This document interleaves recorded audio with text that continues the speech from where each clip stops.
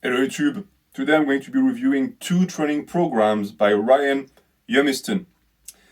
Now, a lot of people ask me what I think about the guy, but I always refrain from making straight up drama videos where I tell you exactly my opinion about people because I think it doesn't really lead anywhere and it's usually is pretty devoid of any information. But I also believe that you don't really need to look at a person to explain whether or not they are someone who is worth following. In terms of fitness, you can just look at their content and the type of programs they offer because the way you program for people who follow your channel is a good presentation of whether or not you give good advice, good information that you can actually help people get jacked. So, I selected his push and pull training programs that are free on his channel that anyone can access, and we're going to see together if these are good regimen to follow and if they can actually build muscle. The first one is the push one, and Ryan has you start the day with cable flies, 2 sets each of 20 reps. So basically, the way he thinks about it is he has you do three types of settings. So you do low, mid, and high. So you modify the height of the cable fly machine and you do 2 sets each. So for a total of 6 sets, 20 reps, you do a quick calculus in your head. That is a shit ton of reps. Is it necessary? Absolutely not. And to open a push day, I find it a little bit counterindicated because this is not an heavy pressing movement. It's an isolation movement, and as a rule of thumb, you never open a training session with an isolation for one simple reason. It is an isolation, so it's only going to work one muscle and in one fashion only. It's not a bad thing per se, bodybuilders need isolation, but it's never the thing that you want to open the workout with because that's when you're the freshest. That's when you have the most strength and the more focus and mental stamina. So this is already not a good start at all, especially with the amount of reps and the fact that he has you again modify the height of the cable thing, and that's great and all. It does hit the muscle in a different fashion, but it's not something that beginners or even intermediates should have to worry about. It's very gimmicky. And thinking that that way you're going to hit every single fiber of the chest is wishful thinking because it simply doesn't work like that. All you're going to do is you're going to waste a ton of time, brasser de l'air, as we say in French, and you're going to get much done. You'll get a good pump, but that's pretty much that. Now, the reason why Ryan has you start with this is because he says it's to pre-fatigue the muscle. And pre-fatigue is a valid concept. The issue is that he doesn't stop there. He tells you that you do your cable flies first to get weaker on purpose on presses so as to not use stupid amounts of weight and get injured. This is typical of bodybuilders who think that if you lift heavy, you'll get snapped up. When in reality, they get snapped up because they lift with shitty form and their tendons have the integrity of string cheese. You will not get injured on heavy presses, even at low reps, if you know what you're doing. So that is not a proper excuse. And it sounds like a cop-out. It sounds to me like a bodybuilder who pushes baby weight, even though they're on a ton of drugs or they're very heavy, and who resort to saying that it's because they're pre-fatigued or because they train for the pump or whatever. All of that is nonsense. You need to accumulate as much tonnage as possible, so you need to push the performance. So I would already tell you not to start the workout with these cable flies. Then he follows that up by an actual press, an hybrid, an incline dumbbell press, so it's technically horizontal with a smidgen of vertical pressing. That is good. That is a good movement. Do it with a dumbbell, do it with a barbell. It don't matter. If it opened the workout, it would be great. The issue, of course, is that he cannot have you just do normal sets. He has you do rest pose plus a 2 second hold at the top and the bottom. All right, so first and foremost, the 2 second hold at the top does absolutely nothing. Holding weight at the top with your joints locked and the elbow locked does nothing. I mean, you're resting, so if that's the goal, it's cool. If it's part of the rest pose scheme, why not? But the issue is that you do it also at the bottom. So now it becomes a pose press. I have nothing against pose presses when done properly. The problem in this case is that if you look at the scheme and the fact that it's the first compound movement of the day, you would expect him to just let you do it normally and not do something gimmicky like this. It's for 3 sets, and you're supposed to shoot for 15 reps on your first rest pose set. So it's going to naturally decline after that, 15 and then maybe 14, 13. I think that 15 is too high of a number. It's a compound movement. You're supposed to push progression again.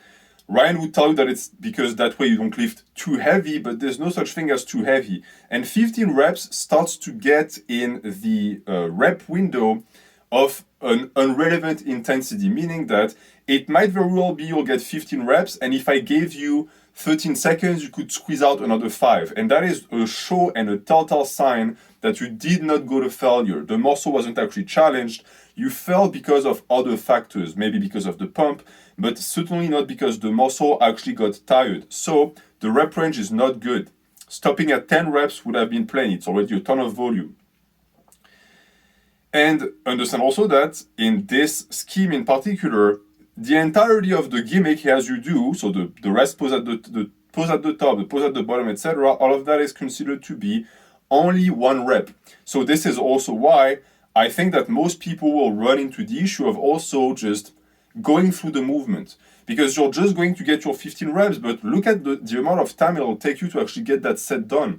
It's counterindicated. Again, just lift heavy weights that challenge you on a vertical press or horizontal press, and don't make it so complicated. It follows after that by dumbbell flies, which is a good movement, but dumbbell flies, when you've already done the equivalent of like 100 reps of cable flies, what is the point? That's way too much isolation for the chest, plus wide grip decline push-ups, so even more volume for the chest. So now we are definitely in the realm of junk volume, because you're just accumulating more reps that are not difficult at all.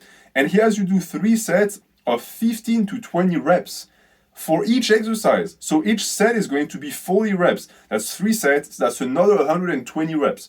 We are already around 300 reps in total for the chest.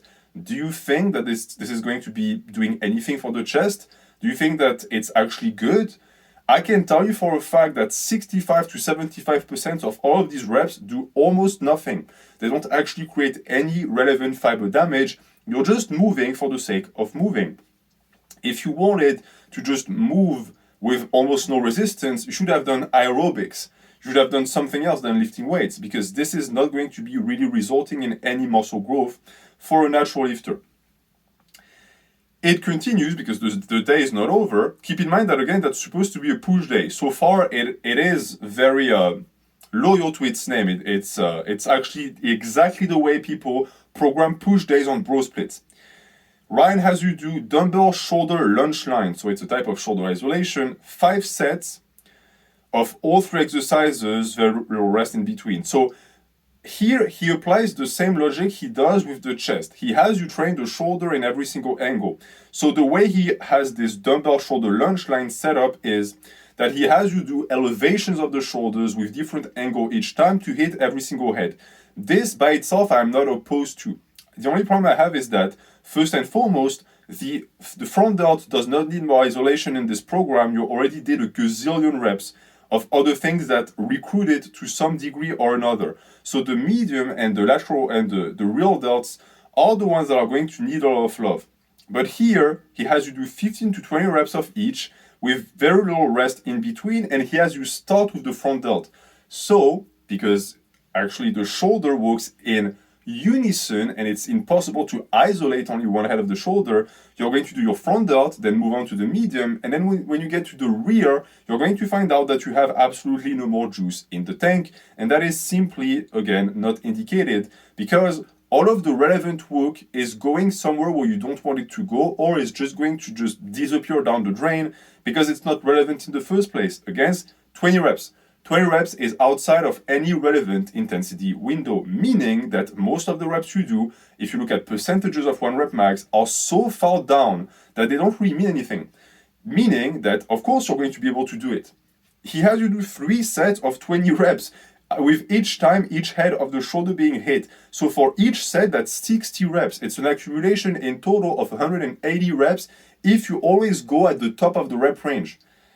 Look again at the amount of reps that is. Do you think that that's relevant? I can tell you that if we just replace that and had you do some dumbbell shoulder press, 3 sets of 6 to 10, that is an amount of tonnage that would be much lighter, of course, because there's less reps, but it's much more relevant. It's a much higher intensity range and ratio, and so it's better for you. And the day finishes with 2 tricep cable exercises, 10 sets.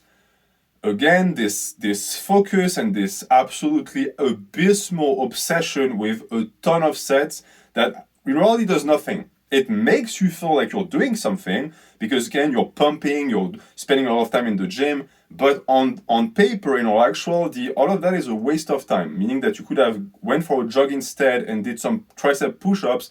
It would have been better.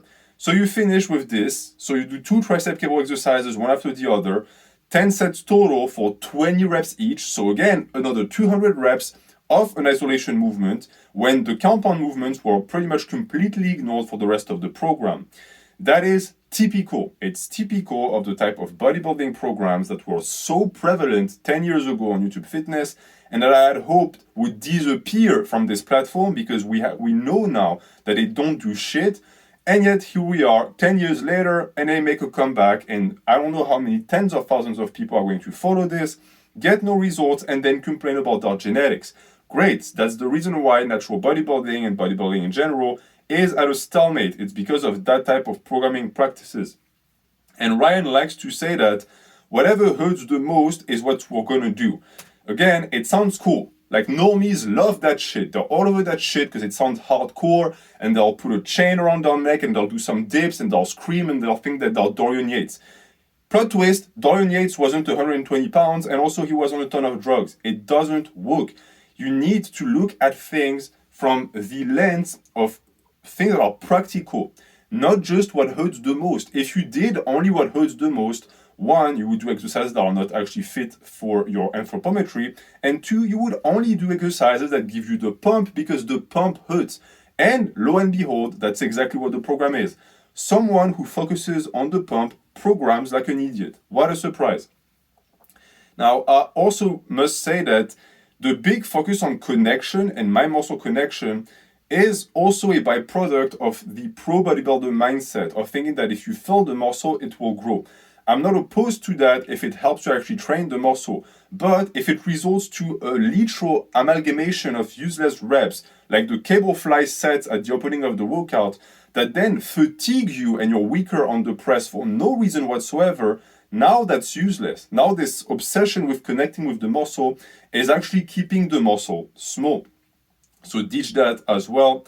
It's not something that you want to be doing. And in terms of freedom, because I'm someone who likes freedom and who likes to actually let the beginner and the trainee in particular decide what they like to do, the issue I have with this program is that it's focused on gimmicks. So most people will see that and think, oh, it's fresh, it's brand new, I've never actually done that. It's much more exciting than 3 sets of bench press, so I'll do it. But if you look at it objectively, do you know the amount of time this shit will take you in the gym? Look at the amount of sets you are doing. You do 10 sets of shoulders. You do 5 sets of, again, shoulder isolation. 10 sets of triceps, 5 sets of shoulders. You do a total of 9, 10, 12 sets of chest. All of that takes time because you're going to rest in between and because there's almost no supersets in these programs. So you're going to spend almost 2 hours in a gym for close to no results, jumping from machine to machine, when in reality, a simple bench followed by some, superset with like biceps or even long head of the triceps, then a vertical press, compound movement, superset with some chin-ups, and a superset of shoulder isolation, more cable flies at the end, would have taken you, an hour, 10 minutes, and would have resulted in better gains. Because the intensity and the quality of the tonnage you accumulate is important. You can't just do a ton of volume. Volume by itself is completely useless. You need to push performance, you need to be as close to failure as possible, and that program accomplishes absolutely nothing that I just described. So for this one, I have nothing good to say. Stay away from it like the plague. Even the one superset that is in the program is a double chest superset with a fly that was already present at the start of the workout. So even when he's trying to do something that would save time for you, he fucks it up. Avoid this. This is how you stay small forever. This is how you keep a small chest forever. Also, of course, it's a bro split. It's the reason why it's so bad. The idea that you're just going to train the chest and a little bit of the triceps and shoulders results in that type of programs. It doesn't work like this. It's much better to have a focus on compound movements and schedule the program around the compounds, which he fails to do because compounds are treated as lesser than isolation, and that's not possible. The majority of the tonnage of your program must come from compounds. It actually stimulates high intensity ratios, it allows you to save time, and overall, it's better programming practices. Whether you're a bodybuilder or powerlifter, that is not something that I'm willing to negotiate with. It's just what makes the most sense logically. So that's a 0 out of 20. For this one, let's see the pull workout if it's actually a little bit better. Now, for the pull workout, you are going to start with V-bar pull downs. So again, an isolation. Never good training practices to start with an isolation. You are at the freshest at the start. You need to do full body movements, so a compound movement. So he has you do 2 warm-up sets of 30 reps. Completely fucking useless. I don't know why you would have anyone do so many reps for a warm-up. And then 3 sets of 10 reps. So now the reps are reasonable. For once, 10 reps is good. 3 sets of 10, that's great. It's not evolving, but that's okay. After that, he has you do 3 drop sets. So not the worst. I mean, it's not terrible, but the placement of the exercise and the existential nightmare that those 30 reps of warm-ups times 2 represent is already a bad sign for this workout. Let's see if we follow that up with the compounds, because at least the push workout had you do an actual compound movement as the second exercise. And keep in mind that the way you schedule a program is and should be through ranks of priority. The most important exercises that give you the most tonnage and the most bang for your bucks need to be high up. In this case, we see that he fails to do that because the next exercise is a 1-arm row plus 1-arm high elbow row. 4 sets of 15 each. So the rep range, I have nothing against. I would prefer an evolving rep range, 12 to 15, 10 to 15 makes more sense in this case, because you do 4 sets. So if you do 15 reps times 4 sets, that's called sandbagging. It means that you could have used more weight because your performance did not decrease. So your baseline did not decrease. So the muscle fiber damage is almost non-existent. This is bad. This is how you take a good exercise with a decent rep range and then fuck it up because you sandbag too much. And sandbagging is a big problem in this workout because, and also with the push workout, because with the amount of volume he has you do, the only way for you to actually get to the next set and be able to squeeze out reps is to not actually fatigue yourself on the previous sets. So to be able to continue the workout, you need to make sure that you don't actually fatigue your muscles. So you're not actually training the muscles. You're just doing, again, aerobic training. It's just cardio with weights. And that doesn't result in any muscle gains. But it's almost comical to see that if you train the way he tells you to train, by default, you're not going to train.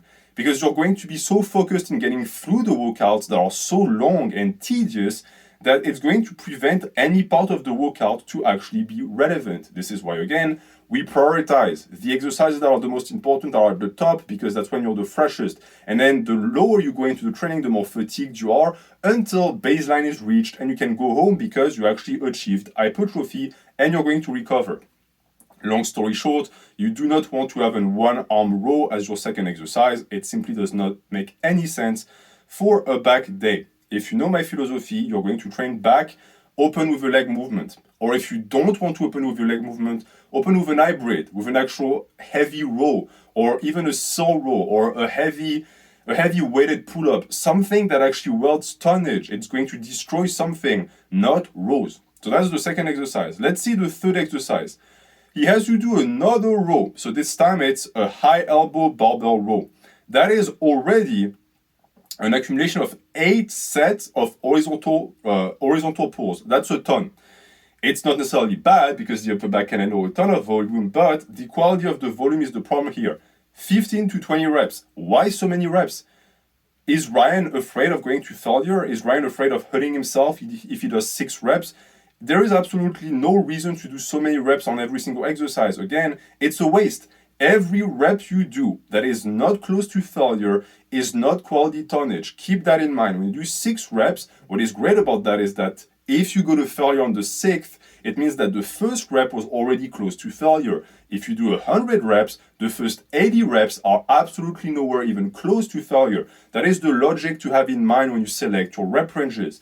Rep ranges are all valid, but when you do too many reps, you end up just doing cardio again. What is going to limit you is the pump. It's your ability to actually keep pumping the muscle and not the actual muscle in itself. It's the difference between artificial and organical failure. Artificial failure makes you feel great, but results in nothing. Organical failure is the muscle that literally cannot go anymore because it has been depleted of the energy needed to move the weight because the muscle fibers have been damaged. So, again, not great. The only thing I could say here that is positive is that he understands that to train the upper back properly, you need to take the lower back out of it, but not so much that you don't even train it at all. So that the practice of doing rows without using the lower back or the legs is interesting, but you never use the legs in the first place in that program, and it's supposed to be a pull. I understand that many people who do push-pull legs only train legs on legs, is the reason why I don't like push-pull legs, but here it just simply doesn't work. You're 3 exercises in, and the only thing you've done is isolation for the upper back. He corrects that afterwards, but it's too late with deadlifts. As the 4th exercise, no, never do a deadlift as your 4th exercise. I know that in the video that I watched, he says that it's because that way you don't start with the deadlift, and in his mind, that means that you are not too fatigued for the rest. So in Ryan Humiston's matrix of understanding of programming, if you open a day by deadlifting, it's going to be too fatiguing, and then the rest of the program is going to be tough to go through. The issue is that the reverse of that logic makes even less sense because, okay, let's say I agree. Let's say, yes, deadlifts are very tiring. Well, now you do them as your 4th exercise. So you're already fatigued going into them, so they're going to be even tougher. But no, he's correct, because since you do fuck all for the first 3 sets, you're not going to be fatigued. So you essentially start the day with deadlifts, but you start them an hour and 20 minutes in. Is it going to be something that is going to correlate with intensity and your ability to go beast mode and actually get a PR? I don't think so. But you don't have to worry about that, because with the rep range he selected for you, you will never PR. So what he has you do, if I understand him correctly, is you start with 1 set of 10 on deadlift, which is already a lot of reps. Then you do 2 sets of 30 reps. Does that sound like a good rep range for deadlifts? That's already 10 reps is way too high in my opinion. 1 set of 10 once every 10 days might be a practice, but it's going to be reserved to someone who knows what they're doing. For novices, which is 99% of the people who watch this guy, it's horrendous. Don't make them do that. They're going to burn out. It's too much volume. Most normies, most people who never train, 10 reps of deadlifts is going to get them completely winded. Most of them will fail because of their cardiovascular system. Again, organical versus artificial failure. And don't even get me started on 30 reps of deadlifts. Just do sprints. If you want to be tired, just do sprints, because this is the typical type of program that focuses on getting the trainee tired and not actually get them growing. The goal is to have them say, oh, it was a really difficult workout. Yeah, but for what reason? Was it difficult because it actually took the muscle through failure? Or was it difficult because you couldn't even catch your breath after a few sets and you puked in a garbage can? If it's the second one, congratulations, you look hardcore, but you're not going to make any gains from it. So this is horrendous. Again, this is never ever train deadlifts like this. Do 6 to 7 reps max, and even that I would say 5 reps is enough on the deadlifts. 1 to 3 sets if you're going to go to actual failure on the lift. And then if you want an accumulation of tonnage and you want to grow the hamstrings and the glutes, just find a type of hip hinge that you can do for 3 sets of 6 to 10 or 8 to 12 and use it as an accessory. There is no need to go that far. The deadlift is supposed to be an intense lift that trains the positive portion of the deadlift only, that you use to push progression on the other hip hinges. Here, there's not going to be no progression. It's the reason why I told you that you won't PR on this. How are you supposed to progress when you do 30 reps?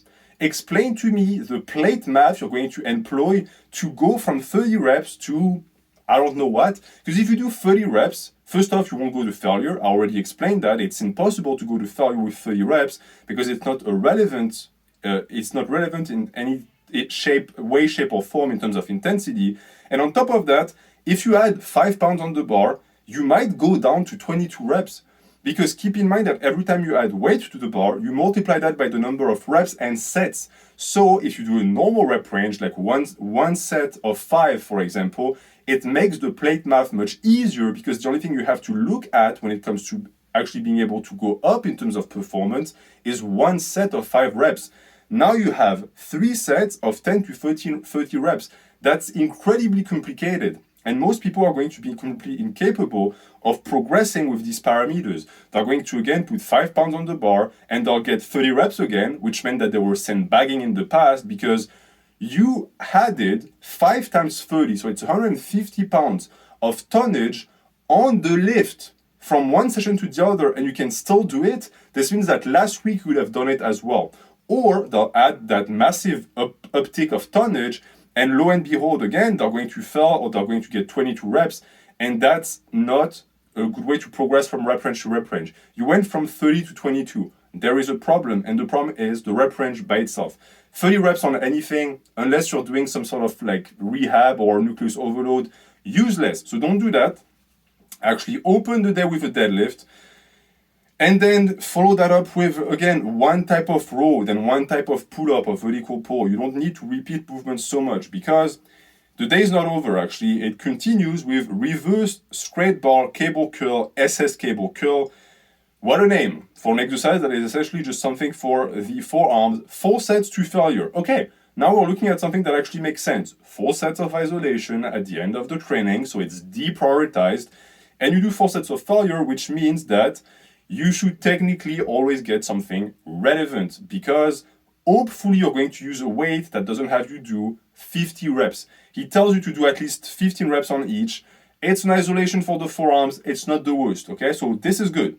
And then single arm dumbbell curls. So it's like a poor man's preacher curls. As many sets you can do without rest in between, at least 15 reps the first time. So this is technically a finisher. Now, I also have no problem with this because of the placement in the program.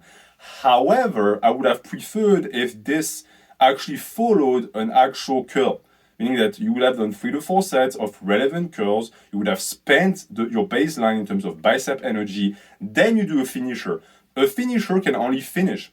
If your finisher becomes your opener or your number 1 set for the day for the muscle, now it's stupid because now you're just going to do an AMRAP for a muscle that is not pre-fatigued, so you're going to do a ton of junk volume. Again, I hope that this is clear because I know that many people look at this and think, oh, it's great, and then do it, and they don't understand why it's bad. It's bad again because the amount of reps you do don't really challenge you.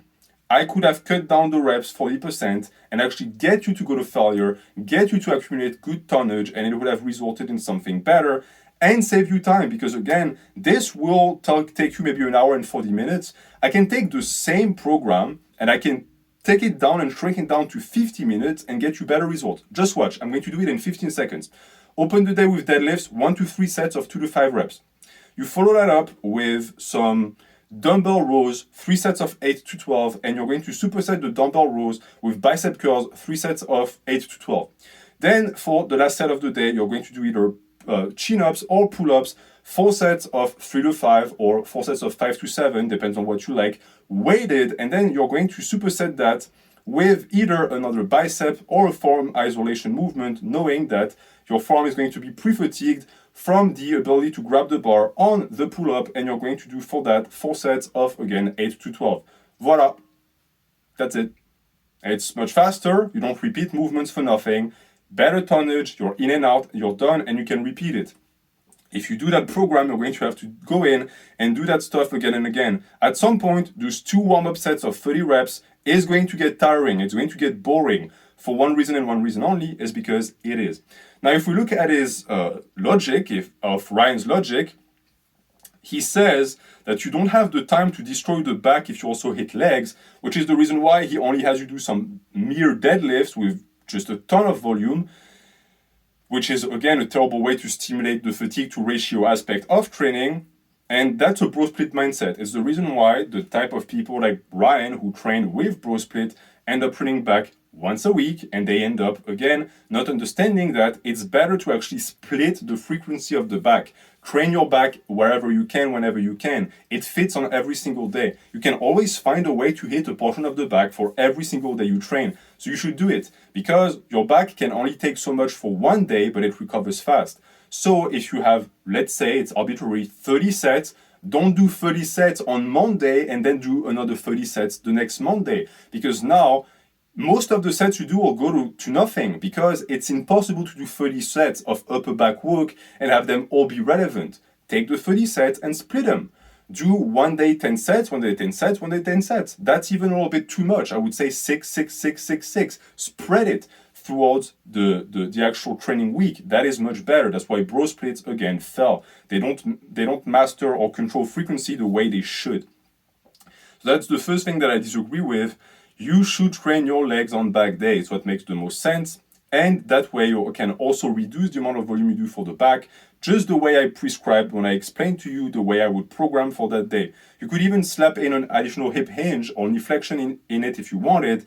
That way you actually do more compound movements, which accumulate more tonnage. So to go back to what I said, what you could even do is, instead of doing another isolation of forearm or bicep for the follow-up after the chin-ups or weighted pull-ups, open with like an RDL. Open with like a post squat and then do the chin-up. That's an interesting superset. That is going to fuck you up in terms of cardio without having you do that type of nonsense when you do 30 reps.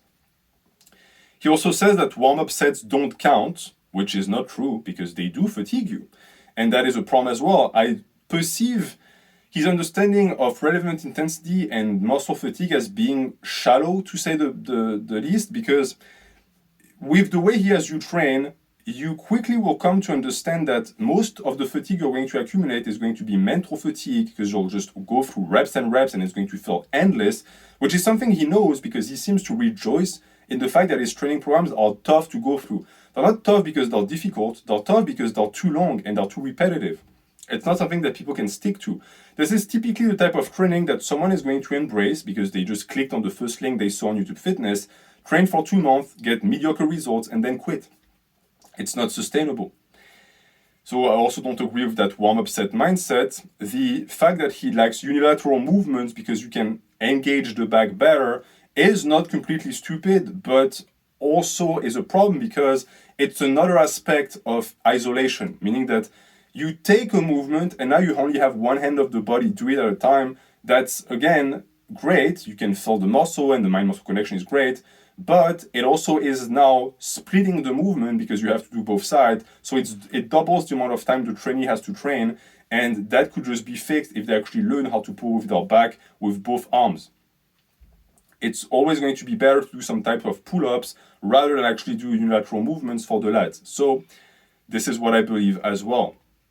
He is, however, correct that keeping a bent arm helps keep the back engaged. So that is actually an advice from a pro bodybuilder, whatever you want to call him, that is applicable. So I had to find something positive to say. So that's my positive thing to say. And that's pretty much that. I also want to reiterate that the idea that starting with the deadlift being a bad thing is not based on anything logical. He says that it's because if you start with deadlift, the back pump you get is going to make the rest of the training miserable. And I know what he means. A lot of people deadlift and they have back pain. It's not a back pump, it's a back pain. And they waddle like penguins from machine to machine afterwards and they have no motivation. That is because you don't know how to deadlift, or you don't know how to actually deadlift safely, or you do too many reps just like he has, you do. So in this case, it has nothing to do with the lift, it has nothing to do with deadlifts opening the training being bad, and everything to do with you not knowing how to train properly. But if you have lifters do 30 reps, so a grand total of 70 reps of deadlifts as the fourth exercise, that problem will surely never go away. So that's pretty much that for this review. I'm not surprised that the programs are so bad. I'm surprised, however, at the amount of people that actually follow his advice.